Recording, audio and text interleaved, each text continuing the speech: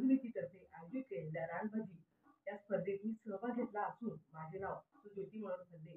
आज शेवगा या रानभाजीबद्दल आपण विशेष माहिती गुणधर्म सांगणार आहे. माहिती त्या पद्धतीने मांडणार आहे. त्याच्यापासून साहित्य लागेल आपल्याला.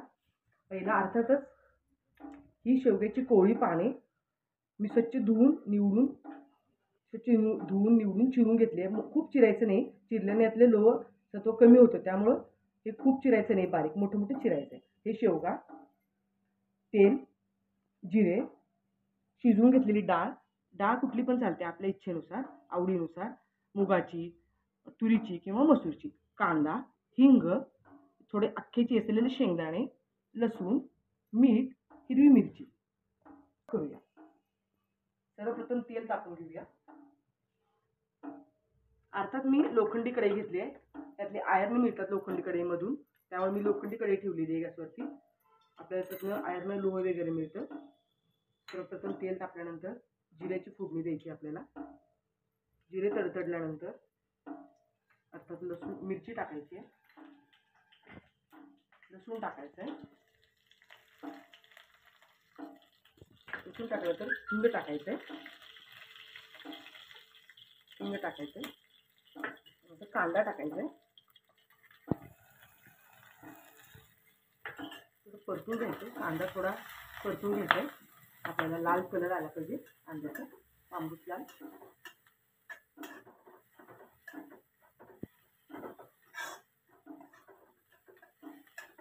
याबद्दल अधिक माहिती सांगायची म्हणजे शेवग्याच्या पानामध्ये ABCD हे घटक, त्याशिवाय कॅल्शियम, पोटॅशियम, मॅग्नेशियम आणि विशेष म्हणजे लोह, आयर्न हे घटक आपल्याला मिळतात.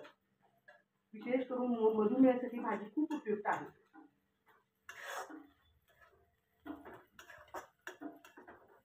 कांदा आपला परतत आलेला आहे, लालसर झालेला आहे कांदा.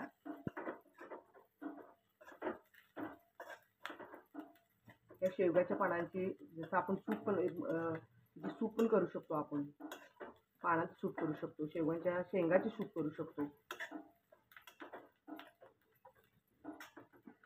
थोडीशी भाजी टाकायची झाल्यानंतर पूर्ण.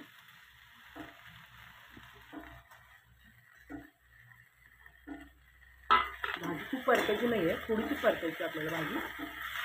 कोवळी पान असल्यामुळे ती लगेच शिजणार आहे, एका बाकीचं शिजणार आहे ती भाजी. आपण एक लाल तिखट सुद्धा टाकू शकतो याच्यामध्ये, आपल्याला चवीनुसार. आपल्याला आवडत असेल तर. भाजी परतून झालेली आहे. डाळ टाकायची आपल्या त्याच्यानंतर.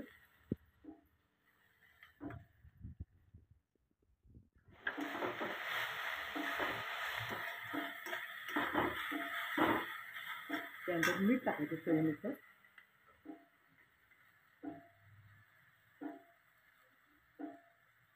त्यानंतर आपल्याला किसलेले शेंगदाणे टाकायचे अखंड. वेगळीच चव येते भाजीला शेंगदाण्यामुळे.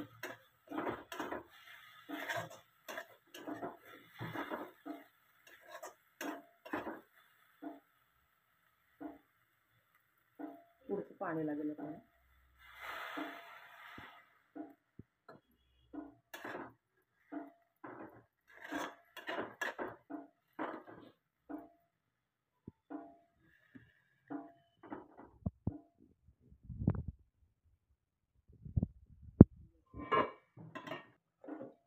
चवीनुसार आपल्याला त्याच्यामध्ये थोडीशी साखर किंवा गूळ काही आपल्या आवडीनुसार टाकू शकतो.